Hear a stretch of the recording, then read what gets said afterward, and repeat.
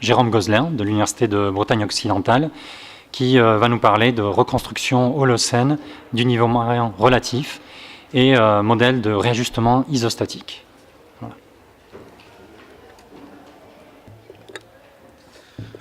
Vous m'entendez bien, comme ça, bon, bonjour à tous.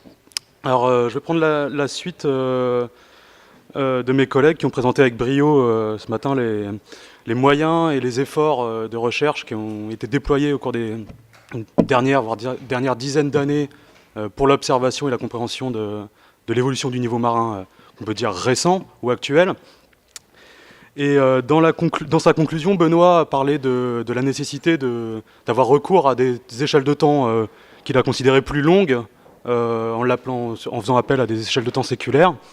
Et moi, je vais aller un peu plus loin, puisque pour moi, les échelles de temps longues, c'est plutôt millénaires, voire des dizaines de milliers d'années. Et donc je vais tenter dans cet exposé de démontrer pourquoi il est toujours essentiel aujourd'hui d'avoir recours à des reconstructions géologiques du niveau marin relatif, et en quoi ces reconstructions sont intimement liées et viennent compléter les reconstructions, qu'on peut le dire, récentes ou actuelles du niveau marin via les marégraphes ou l'altimétrie satellitaire. Alors pour cela, je vais m'appuyer sur une étude, une application à l'Europe de l'Ouest, d'une étude que l'on a fait récemment. Donc je souhaite remercier mes contributeurs qui sont cités ici, même s'ils ne sont pas dans la salle, pour avoir participé à cette étude, et ainsi que Laurent et Guy pour leur invitation. Alors dans une première partie de mon exposé, je vais commencer par reprendre quelques concepts généraux et de base, même s'ils ont déjà été abordés par un certain nombre d'orateurs précédemment. Et ensuite, je vais m'appuyer sur l'exemple de l'Europe de l'Ouest pour essayer d'expliquer, de montrer différents mécanismes et méthodes d'investigation. Alors, très rapidement, puisqu'on est déjà passé dessus tout à l'heure, ce qu'on appelle le niveau marin peut avoir donc deux définitions. Le niveau marin qu'on peut appeler absolu, donc qui est lié à un référentiel au centre de la Terre, et le niveau marin relatif, qui est en fait la somme des variations du niveau marin moyen et des mouvements verticaux de la surface terrestre. Voilà, donc c'est principalement des niveaux marins relatifs dont je vais parler, moi, aujourd'hui. Alors, le niveau marin relatif, enfin, les mouvements verticaux de la surface terrestre font que les moyens d'observation du niveau de la mer, tels les marégraphes, contiennent en fait un signal de mouvement vertical qui convient de filtrer, de comprendre, de mesurer et de filtrer, si on veut avoir accès à d'autres signaux, déconvoluer d'autres signaux, et avoir accès par exemple à des signaux de type climatique qui sont contenus dans le même signal. Donc par exemple, ici, dans la figure du bas, je ne sais pas où est mon pointeur, voilà. Dans la figure du bas, on a le marégraphe ici situé. On considère que cette région connaît une subsidence S de ce type. Et on va observer une hausse du niveau marin au niveau du marégraphe, bien que le niveau marin en lui-même ne connaisse pas de hausse, uniquement lié à la subsidence. C'est un exemple. Donc il faut que l'on soit en mesure donc de mesurer cette subsidence, ce mouvement vertical, afin de pouvoir avoir accès à l'information d'évolution du niveau marin qui est contenue dans le signal du marégraphe. N'hésitez pas à m'interpeller si je ne suis pas clair. Donc, afin de mesurer cette composante verticale des mouvements verticaux de la surface terrestre qui est contenue dans le signal des marégraphes, on a jusqu'à aujourd'hui deux grands types deux groupes de méthodes. La géodésie spatiale et la modélisation géophysique, des modèles qu'on appelle de réajustement glacio-isostatique. On va y revenir un peu après. Alors, pour ce qui est de la géodésie spatiale, le but est d'avoir, via des capteurs GPS, de mesurer en temps quasi réel le mouvement vertical au droit du marégraphe dont on enregistre et dont on étudie le signal, afin d'être en mesure de soustraire cette composante verticale et donc d'avoir accès aux signaux du niveau marin et aux signaux climatiques. Par exemple, ici, on a un marégraphe, c'est un exemple complètement artificiel, hein, mais on a un marégraphe qui va mesurer une hausse de 2,5 mm par an du niveau marin. On réussit à obtenir, via le GPS, que en fait, l'endroit où est placé le marégraphe connaît une subsidence, donc une baisse, que la surface terrestre s'enfonce à hauteur de 1,25 mm par an. Donc on va avoir une évolution du niveau marin relatif, donc le niveau marin qui va être ressenti à la côte, de 1,25 mm par an. Alors, les avantages de cette méthode, c'est qu'on arrive à avoir des précisions très, très importantes, aujourd'hui inférieures au millimètre, je crois que c'est 0,3 mm, la précision à peu près d'une solution GPS. Et pour autant, on a le principal inconvénient, est que les séries GPS sont courtes et récentes, puisque les séries les plus longues remontent à 1993, si je ne dis pas de bêtises. Donc c'est de l'ordre de la vingtaine d'années.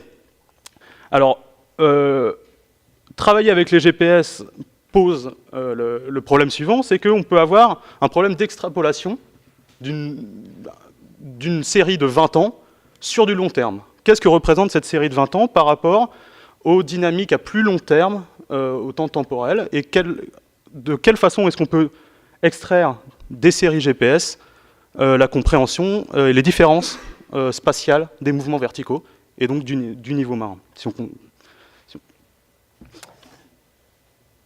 Alors maintenant, on va s'intéresser à une deuxième méthode qui a été utilisée avant celle des GPS, puisqu'elle est en vigueur depuis très utilisée depuis la moitié des années 70 environ. Du moins, elle a été conceptualisée durant ces années-là. C'est la méthode, la modélisation géophysique dit des modèles de réajustement isostatique, GIA models en anglais.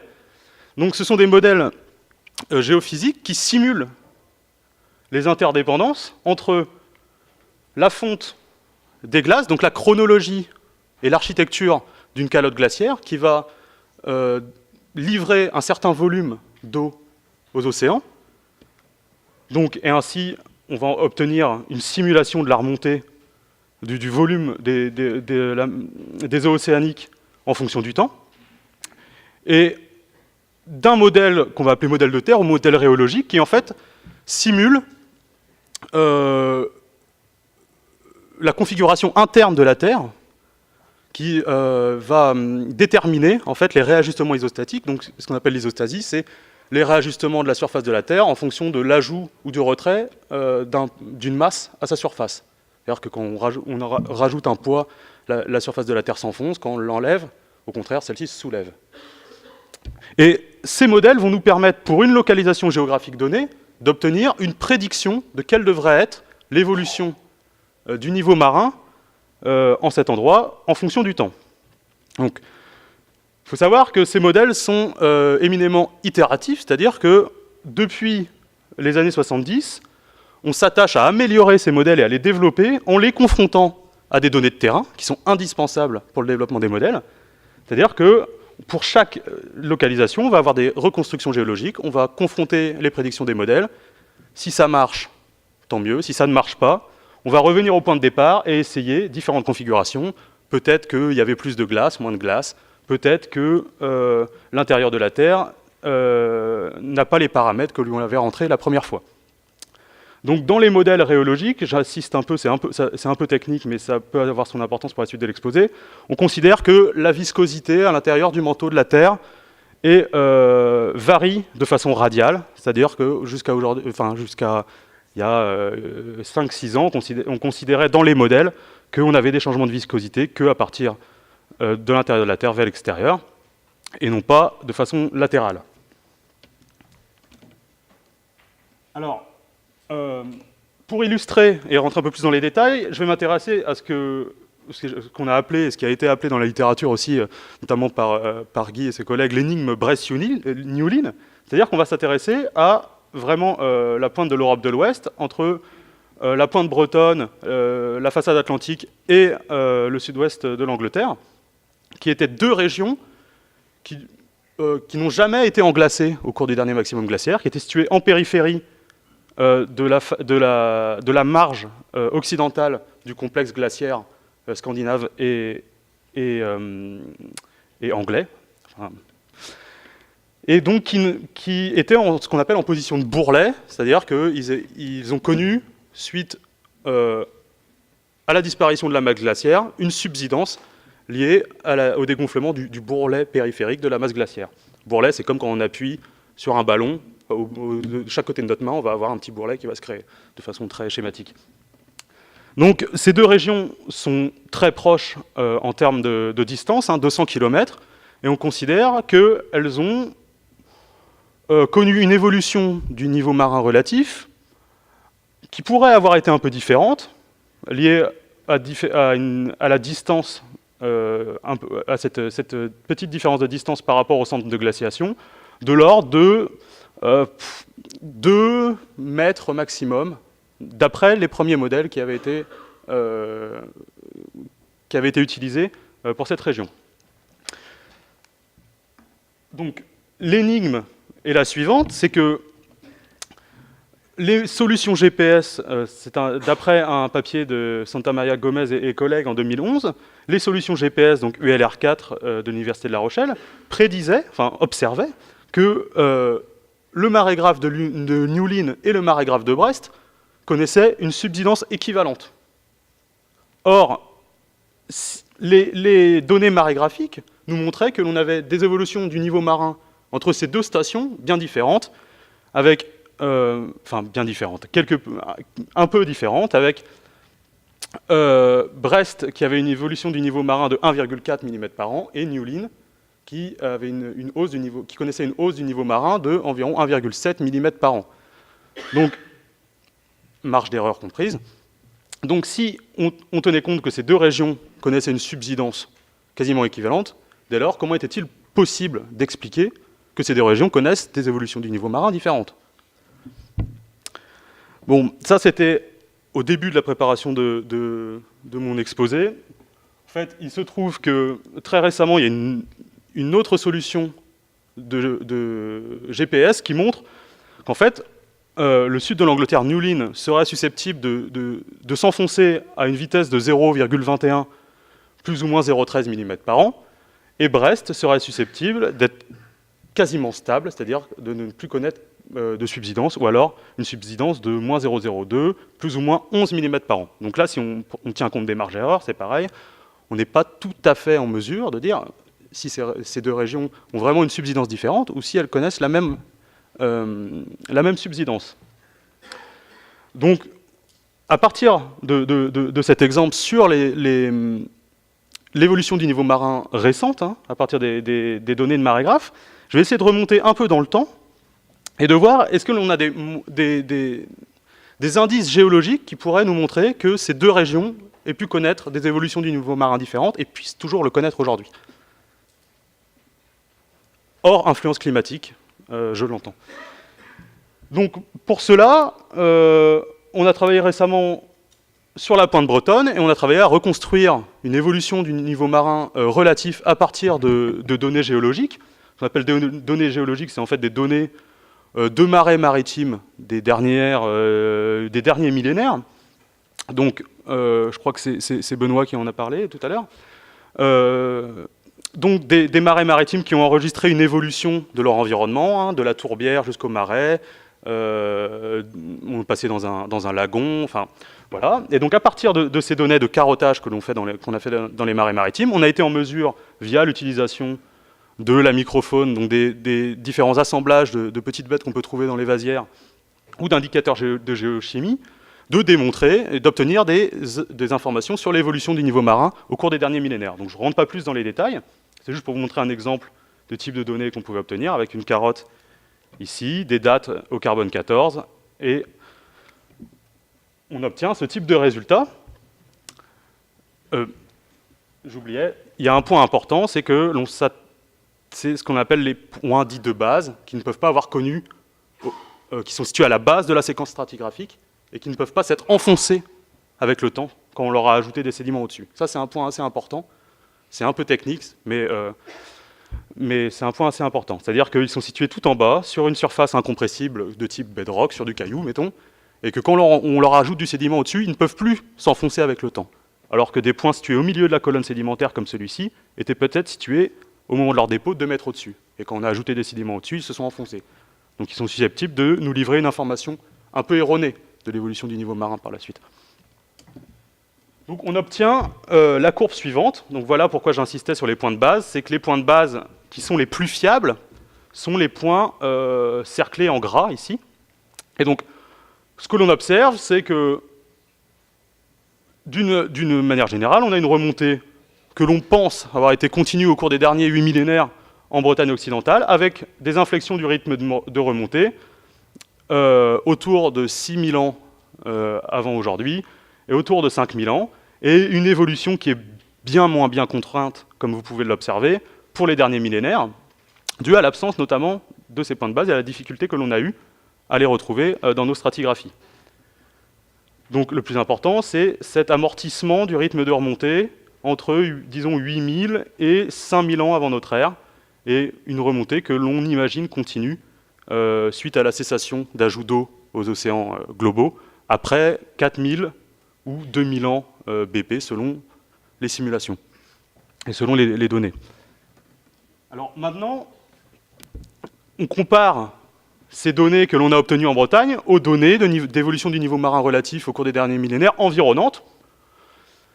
Et on constate qu'aussi bien au niveau de la Seine, dans le sud de l'Angleterre, niveau central, mais en Belgique, et dans le sud-est de l'Angleterre, on a des courbes du niveau marin relatif qui présentent une évolution comparable pour ce qui est des rythmes de remontée, et l'évolution des rythmes de remontée. On voit des inflexions qui présentent des chronologies comparables. Ce qui est un peu choquant quand on observe cette reconstitution, c'est le sud-ouest de l'Angleterre, qui se situe bien en dessous de l'ensemble des autres régions. À 6000 ans avant notre ère, on observe une évolution d'un niveau marin relatif qui est situé jusqu'à 4 mètres, voire un peu plus, en dessous de celle de la Bretagne. 4 mètres, c'est énorme, pour des régions qui sont situées à 200 km l'une de l'autre. Donc ça pose la question de qu'est-ce qui peut avoir expliqué une subsidence, une différence de subsidence aussi importante entre le sud-ouest de l'Angleterre et la Bretagne. Donc, pour essayer d'obtenir des informations sur cette différence de subsidence et donc de comportement, pour l'appeler de géologique, de comportement vertical, on a maintenant comparé nos données géologiques avec les modèles donc, de réajustement isostatique que je vous ai présenté tout à l'heure. On a comparé nos données avec 4 modèles. Donc ces modèles, ils sont très différents les uns des autres. Hein. Ils considèrent des épaisseurs de la lithosphère différentes, 90 km, 60 km, 71 km. Ils considèrent des viscosités à l'intérieur du manteau, donc qui vont déterminer comment la Terre a réagi quand on a enlevé de la masse à sa surface, à quelle vitesse cela s'est fait. Donc des viscosités très différentes, et ils produisent, pour le dernier millénaire, des solutions, et des subsidences, des vitesses de subsidence très différentes. On voit 0,28 mm par an pour le modèle Ice 5G, aussi connu sous le modèle de Pelletier, 0,5 mm par an, mais là je crois qu'il y a une erreur, avec le modèle Glace 1B, qui est le modèle dit de Tarasov, et moins 0,72 mm et moins 0,54 mm par an pour les modèles régionaux sur lesquels je vais insister un peu par la suite. Alors, pourquoi c'est différent ? Ça, c'est des modèles. Les deux premiers sont des modèles globaux qui ont été validés avec des données du niveau marin de l'ensemble de la planète. Et les deux autres modèles sont les modèles régionaux qui ont été en fait validés et réglés le mieux possible pour produire les meilleures solutions pour les îles anglaises. Donc susceptibles de me donner les résultats les plus probants pour nous qui sommes juste à côté des îles anglaises. Or, ce que l'on constate, c'est que ces deux modèles régionaux sont ceux qui produisent les solutions les moins adéquates et les plus éloignées de nos données. Donc là, il y a un schisme. Donc, très rapidement, je ne sais pas trop combien de temps j'utilise. Les modèles, il me reste 3 minutes. Bon. Donc les modèles régionaux, je vais passer très rapidement, vous voyez, ça c'est des points, des reconstructions géologiques, ce sont des régions pour lesquelles il existe des reconstructions géologiques autour des îles anglaises, et les modèles régionaux ont cherché à régler au maximum les paramètres de l'intérieur de la Terre et l'histoire de la glaciologique pour ces régions-là, de manière à ce que les prédictions des modèles soient les plus adaptées aux données du niveau marin qui avaient été produites dans ces régions. Donc du coup, je voulais rentrer un peu dans les détails, mais je vais sauter.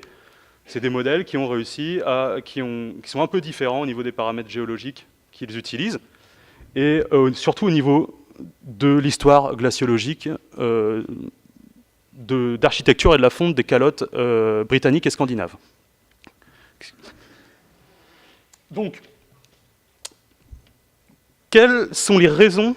Maintenant, on a essayé d'imaginer quelles pouvaient être les raisons et de comprendre quelles pouvaient être les raisons des différences entre ces modèles de réajustement isostatique et nos données géologiques. Alors, dans un premier temps, on s'est dit, bon, quelle différence ça fait si on ajoute plus de glace au dernier maximum glaciaire ou si on en enlève sur les îles britanniques, qui sont les plus proches de nous? En fait, c'est déjà ce qui existe entre les deux modèles régionaux, c'est-à-dire qu'il y a des milliers de mètres de glace de différence entre le modèle Brad 15 et le modèle Cuchard, je vous passe les détails. Or, on se rend compte que ces deux modèles ont des prédictions qui sont assez proches l'une de l'autre. Donc, ce n'est probablement pas une différence majeure d'épaisseur de glace au-dessus des îles britanniques qui est susceptible d'expliquer cet écart entre les modèles et nos données. Maintenant, qu'est-ce que ça change dans ce signal, dans nos prédictions produites par les modèles, quelle est la part de la calotte britannique, quelle est la part des calottes plus éloignées telles que celles qui couvraient le Canada, et quelle est la part de la calotte scandinave? Donc, ce que l'on observe, c'est que dans le signal total, en fait, une majeure partie du signal d'isostasie et de niveau marin dans notre région d'études, dans l'ouest de l'Europe, est en fait issue directement de l'influence de la calotte scandinave. C'est-à-dire que ça va être sûrement l'épaisseur de glace et la chronologie de fonte de la calotte scandinave qui a géré l'histoire de la subsidence de nos régions. Donc, il est probable que l'on ne soit pas encore aujourd'hui sûr de cette histoire de la calotte scandinave et qu'il faille donc encore travailler à reconstruire au mieux l'histoire de la calotte scandinave et l'histoire de sa déglaciation au dernier maximum glaciaire.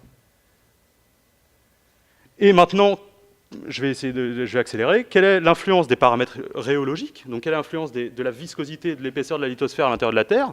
Quelle peut être son influence? Donc on a testé différentes combinaisons de paramètres. On voit que certaines combinaisons de paramètres peuvent occasionner des grands changements au niveau des prédictions des modèles. Et maintenant, pour rentrer dans quelque chose d'un peu plus technique, en faisant appel à d'autres techniques d'observation, la tomographie sismique, qui permet d'observer les zones un peu plus profondes à l'intérieur de la Terre, on voit que, même si l'échelle est un peu large, que l'on est susceptible d'avoir des variations importantes de la vitesse des ondes sismiques à l'intérieur du manteau de la Terre, qui pourraient, en fait, être liées à des variations de viscosité importantes. Donc là, les spécialistes diraient aussi que ça peut être lié à des changements de propriétés chimiques à l'intérieur de la Terre, mais l'une ou l'autre solution est valable. Donc, potentiellement, on est susceptible d'avoir, à cette échelle, des variations de viscosité importantes entre l'océan Celtique et la mer d'Irlande et la Bretagne, qui pourrait expliquer d'ailleurs pourquoi est-ce que ces deux régions ont connu des histoires de subsidence différentes. Et donc, voilà, pour être encore un peu plus technique avec l'histoire géologique, ces variations et ce découplement entre les deux régions pourraient aussi faire appel à des structures héritées des périodes géologiques bien plus anciennes, notamment la structure réique, qui est une ancienne structure liée à la fermeture d'un océan il y a plusieurs centaines de millions d'années. Donc, pour cela, il faudrait être en mesure d'explorer, de considérer que la viscosité à l'intérieur de la Terre n'est pas quelque chose de radial et de cohérent à l'ensemble du globe, mais connaît des grands changements régionaux.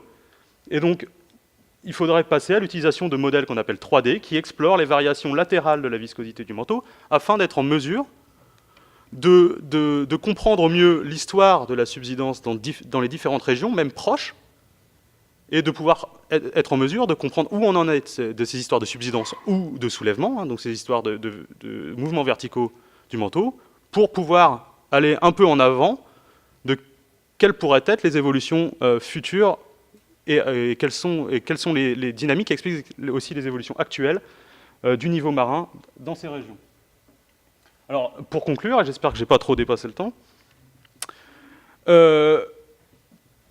obtenir un maximum de données sur les niveaux marins passés au niveau des derniers millénaires, hein, je parle que de ce que je connais, mais je pense que les géologues aimeraient bien qu'on dise aussi au niveau des dernières centaines de milliers d'années, voire de millions d'années, c'est accroître notre capacité de prédiction des niveaux marins futurs et aussi améliorer notre compréhension des dynamiques de la Terre interne et superficielle qui gèrent au moins en partie, hein, à côté des influences climatiques et des dynamiques d'expansion du volume des océans, l'évolution du niveau marin. Continuer à produire des données sur l'évolution du niveau marin passé, c'est aussi parfaire les modèles glaciologiques et comprendre comment ils ont évolué dans le passé, ce qui peut avoir des grandes répercussions sur la façon dont on observe la façon de leur évolution actuelle, et calibrer les observations de gravimétrie spatiale, hein, les observations de Grace dont on a parlé tout à l'heure. Enfin, observer les niveaux marins passés, c'est aussi parfaire notre connaissance des réactions passées des systèmes sédimentaires, et donc face aux variations du niveau marin, comment est-ce que les différentes côtes et les différents systèmes sédimentaires ont réagi dans le passé, il n'y a pas si longtemps, il y a quelques millénaires, à une hausse assez soudaine du niveau marin, et à différents rythmes de niveau marin, pour être en mesure de prédire comment potentiellement il pourrait réagir dans le futur. Voilà, je vous remercie.